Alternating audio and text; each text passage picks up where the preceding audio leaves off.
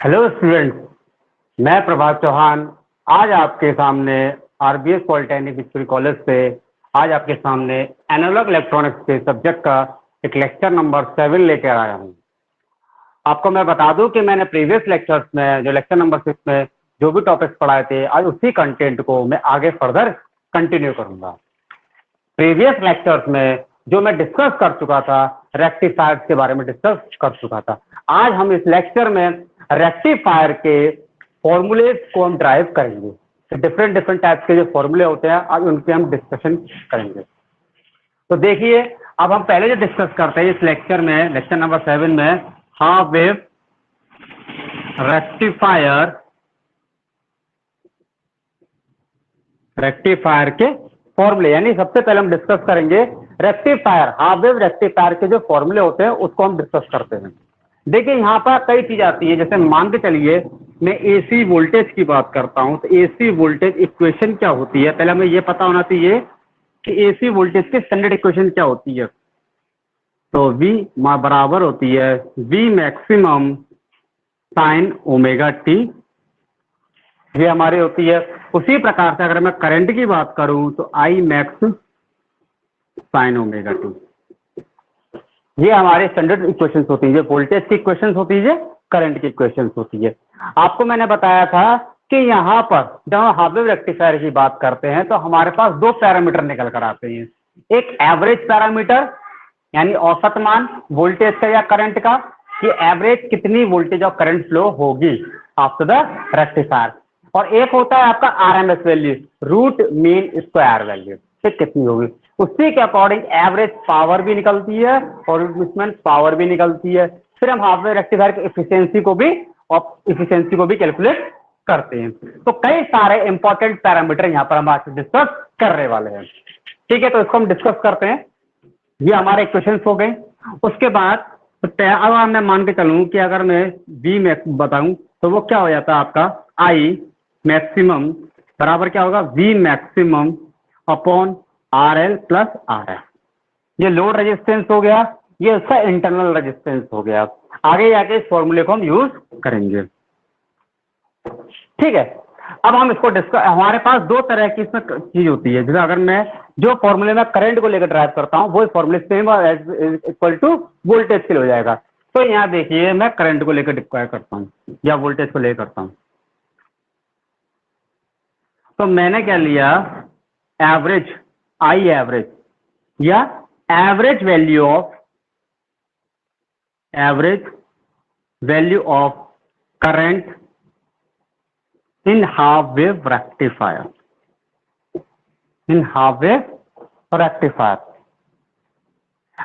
Average voltage याद रखिएगा। Rectifier के इनपुट पे एसी आता है, आउटपुट में क्या मिलता है, डीसी।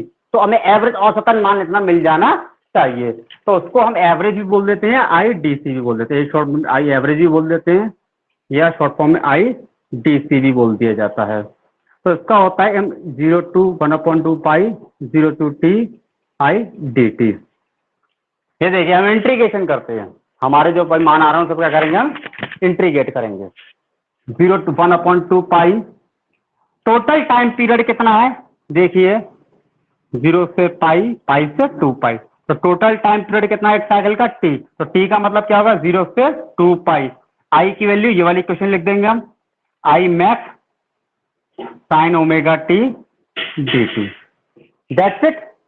अब इसको हम क्या करेंगे, ठीक है, अब इसको हम आगे डिस्कस, अब आगे इंटीग्रेशन करेंगे। अब देखिए, जो इंटीग्रेशन कर रहे हैं 0 to 2 पाई है। अब इसको हम दो भागों में डिवाइड करेंगे, 0 to पाई एक पार्ट और एक पाई से 2 पाई।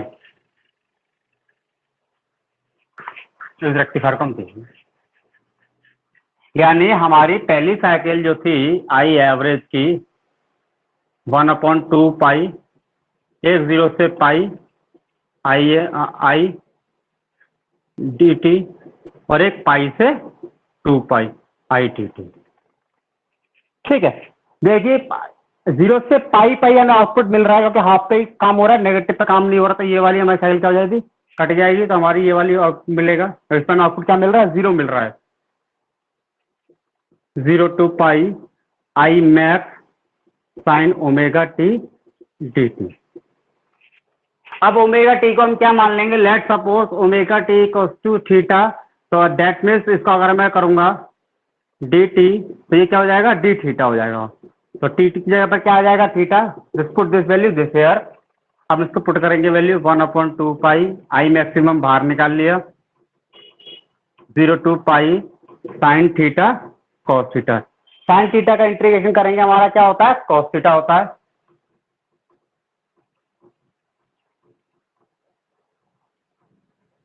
कॉस थीटा पाई और लिमिट कट गई है, एक बार अपर लिमिट एक बार लोअर लिमिट। इसको हम सॉल्व करेंगे तो सॉल्व करने पर आ जाएगा हमारा आई मैक्स अपॉन पाई। तो ये देखिए आई एवरेज, ये आई डी सी वैल्यू हमारी ये फॉर्मूला ट्राई होकर आया।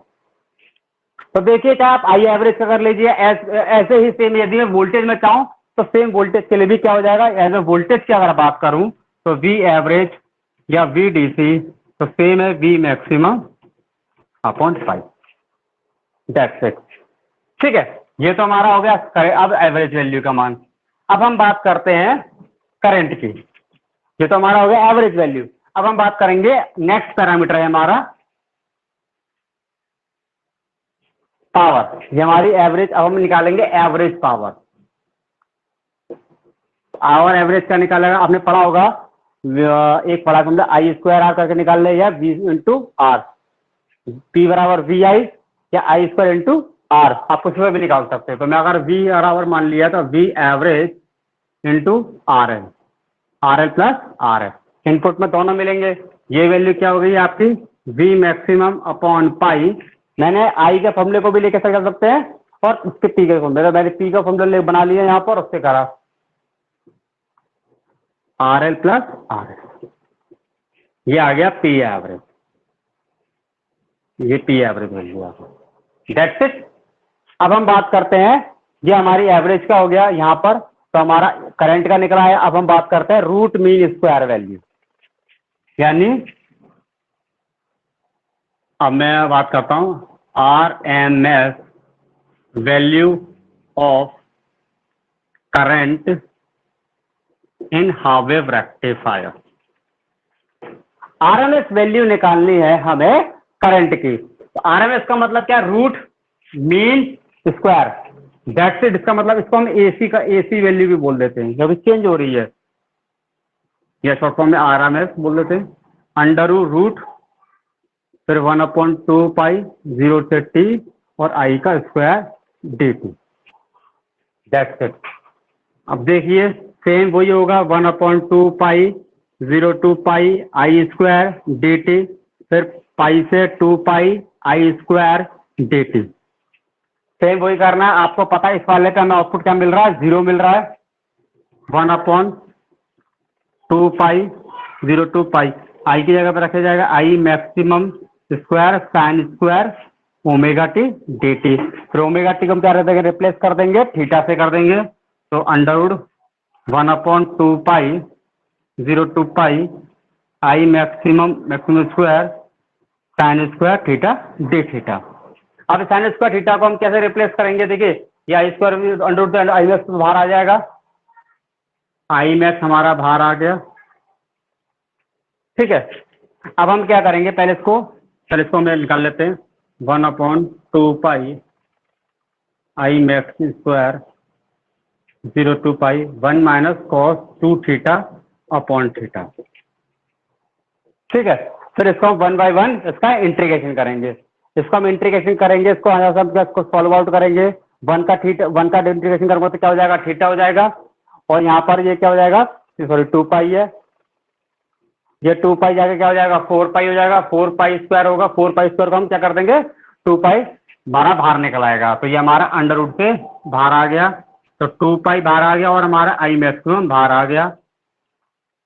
इसको हम यहाँ पर सॉल्व आउट करेंगे, तो इसकी पूरी वैल्यू को हम सॉल्व आउट करते हैं, तो हमारी वैल्यू आती है आई मैक्सिमम अपॉन 2, पाई से पाई हमारी कैंसिल हो जाएगी। देखिए क्या करेंगे हम, यहाँ पर इसका इंटीग्रेशन अलग होगा, इसका इंटीग्रेशन अलग होगा, 2 पाई हमारा ये हो जाएगा 4 पाई स्क्वायर, यानी 4 पाई बाहर 2 पाई बाहर आ जाएगा, उसके बाद थीटा और थीटा, तो पाई माइनस पाई से पाई वो कैंसिल हो जाएगा, कॉस थीटा की वैल्यू क्या आ जाती है, 0 हो जाती है। तो देखिए हमारे पास क्या आ जाएगी, आई मैक्सिमम अपॉन 2, तो आई आर एम एस की वैल्यू या आई ए सी की वैल्यू हमारी क्या आ गई, आई मैक्सिमम बाई 2। ये किसके लिए आई है, हाफ वेव रेक्टिफायर के लिए आई है। अब यहीं से हम क्या निकालेंगे, इसका एवरेज और आरएमएस पावर भी निकाली जाएगी।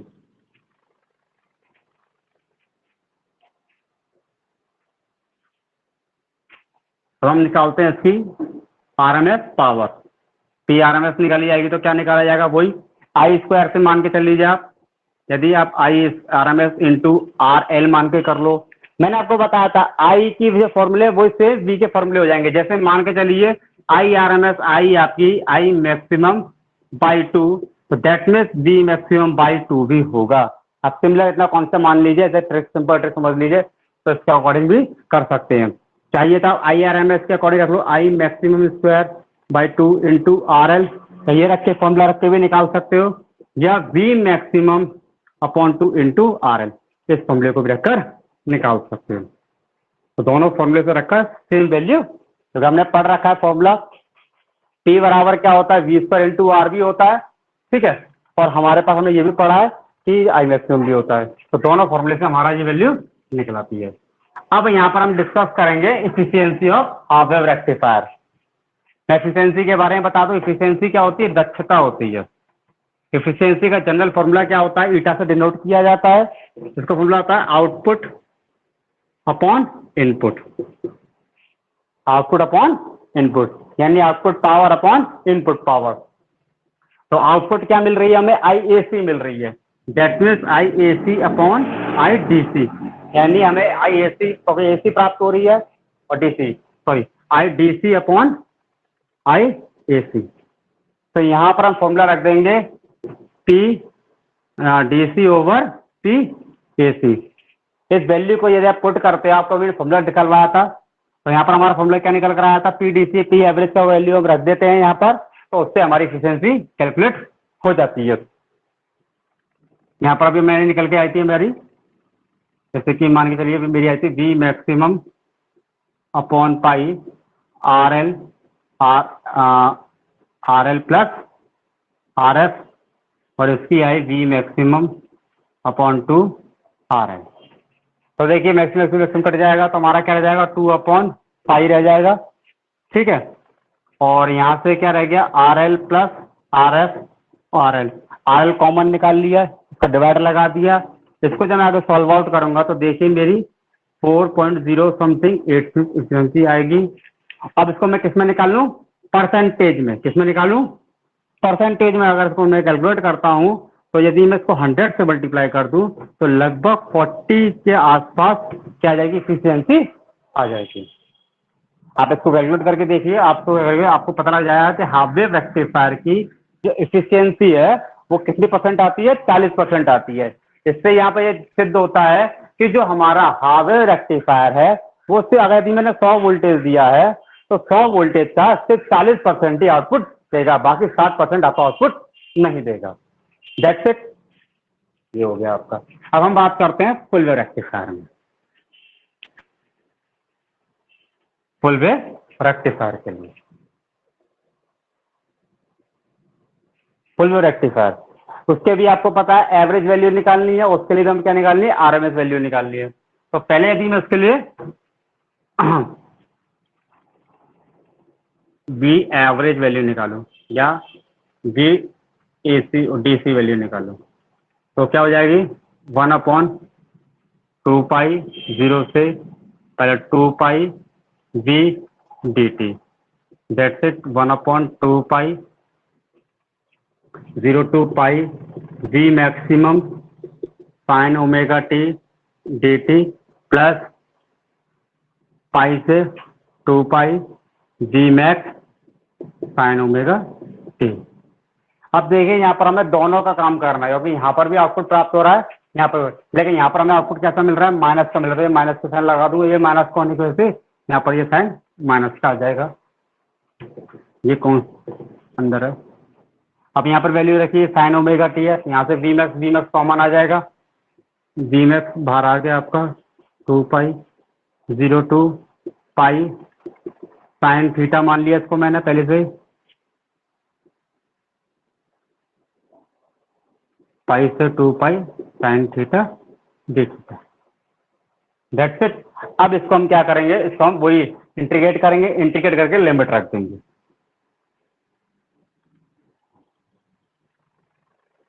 ये क्या हो जाएगा, इसको अगर कॉस थीटा की वैल्यू माइनस कॉस थीटा, ठीक है,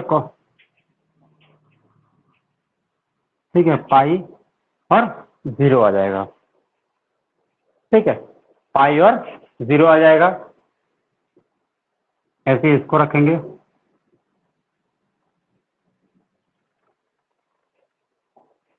आ जाएगा आपका इसमें, ठीक है।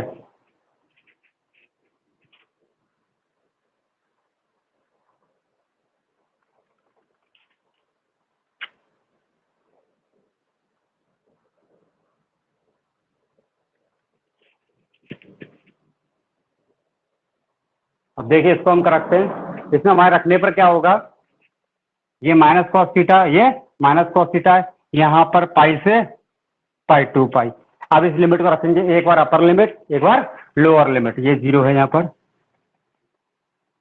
तो इसको आप लिमिट रखोगे आप we maximum upon 2 pi minus cos pi, minus minus क्या हो जाएगा, माइनस माइनस ऑलरेडी, तो माइनस क्या हो जाएगा, प्लस कॉस 0, ये ऐसे इसमें minus cos 2 pi minus minus क्या हो जाएगा, प्लस कॉस पाई।